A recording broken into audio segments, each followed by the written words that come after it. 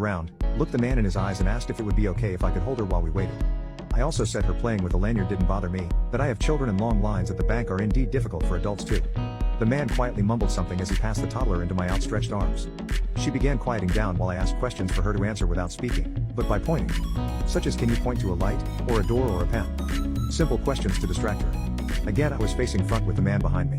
I then felt a tap on my shoulder and heard him say something to the effect of why had I not called him all these years. I twirled around hugging the toddler and asked him to repeat his question. He did, however I was still at a loss. I did not recognize him or his voice and thought he mistook me for someone else. He then said, Mindy, don't you remember who I am? You must be doing good or you would have called and taken me up on my offer. At this point I was even more confused. He obviously knew me as he called me by my nickname that not many know.